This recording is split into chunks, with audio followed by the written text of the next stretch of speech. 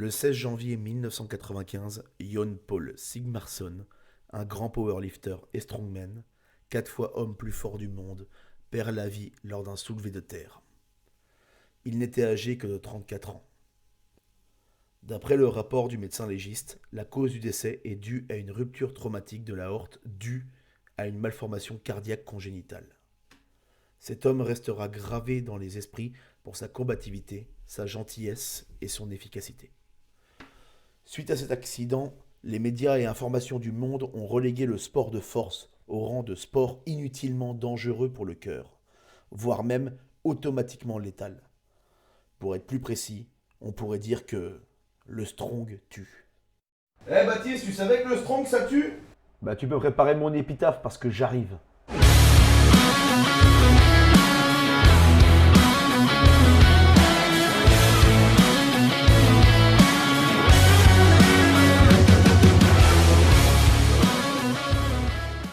Bonjour à tous, c'est Baptiste Strongman. Aujourd'hui on s'attaque à une question qui revient tout le temps. Est-ce que le strong détruit le cœur? Je sais pas vous, mais moi j'entends vraiment de tout et vraiment n'importe quoi. On va faire simple. Je vais vous donner la science, les risques et les solutions. Si à la fin vous paniquez encore, malheureusement je ne pourrai plus rien faire pour vous. Déjà, le cœur, c'est quoi? C'est un muscle, comme ton biceps, sauf qu'on ne le voit pas dans le miroir, donc les gens l'oublient. Et comme tous les muscles, il s'adapte à l'entraînement. Chez les sportifs, on observe souvent une hypertrophie cardiaque physiologique.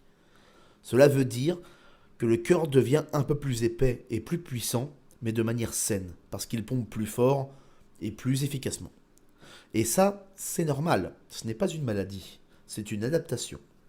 Ce qui est dangereux, c'est l'hypertrophie pathologique, celle causée par des maladies ou des abus non contrôlés. Et on va pas se mentir, ça n'a rien à voir avec le fait de soulever lourd. Alors, je commence à vous connaître un petit peu, et je sais que vous allez me dire, oui Baptiste, ton cœur prend quand même une claque quand tu soulèves un poids pareil.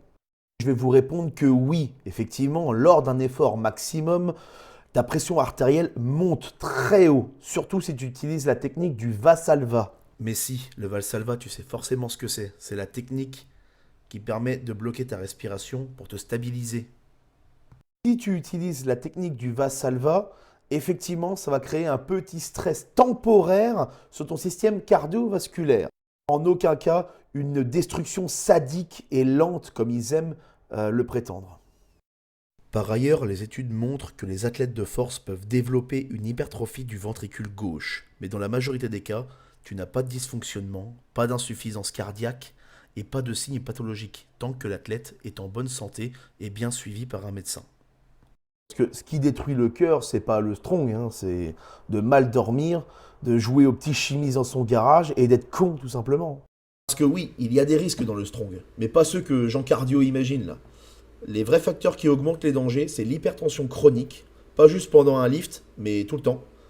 L'excès massif de gras corporel, être fort c'est bien, mais être un tonneau sous pression, c'est pas le cas, donc on évite les McDo tous les jours. Le dopage non contrôlé, les produits en eux-mêmes sont pas le sujet, hein. Le problème c'est l'absence de suivi.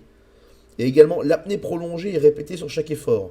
Soulever comme un cachalot qui refuse l'oxygène, c'est pas une bonne idée ça. Et aussi, hein, l'incontournable, zéro cardio, zéro récupération, zéro sommeil. Ça c'est le combo champion du monde des mauvaises décisions. Maintenant, la question, c'est quoi? C'est comment réaliser le strong sans jouer à la roulette russe avec son palpitant. Alors là, du coup, c'est très simple. Déjà, pour commencer, tu fais un ECG et une échographie cardiaque. Si tu es un gros pratiquant, tu le fais régulièrement. J'en ai parlé dans une autre vidéo. Un gros pratiquant, c'est quelqu'un qui va à la salle plus de 4 fois par semaine. Tu surveilles ta tension au repos, pas juste pendant un PR. Tu ajoutes du cardio léger 1 à 2 fois par semaine. Tu fais de la marche inclinée, du vélo, du rameur. Tu fais ça tranquillement, t'es pas pressé. T'as pas besoin de courir un marathon, t'es pas suivi par la police. Tu apprends à respirer intelligemment. Le Valsalva pour stabiliser, oui. L'apnée de 40 secondes à chaque rep, ça c'est non. Et surtout, oublie pas de dormir. Le sommeil est très important. Parce qu'un strongman qui dort pas, c'est juste un grizzly fatigué avec une tension de chaudière. En conclusion, pour répondre à ta question, non, le strong ne détruit pas forcément le cœur. Si tu es un athlète sain, intelligent et suivi. Mais si tu bouffes comme si l'hiver durait 4 ans, dors comme un insomniaque sous caféine, retiens ta respiration comme un débile et que tu te dopes dans ton garage sans jamais faire un test, là oui, t'es pas un strongman, t'es juste un abruti congénital. Donc surtout n'oublie pas, sois fort mais sois pas stupide. Voilà, nous nous trouvons au terme de cette vidéo. N'hésite pas à t'abonner si tu veux plus de contenu afin de progresser. N'hésite pas également à liker cette vidéo et à me dire dans les commentaires si elle t'a plu. Et nous nous retrouvons pour une prochaine vidéo. La bise!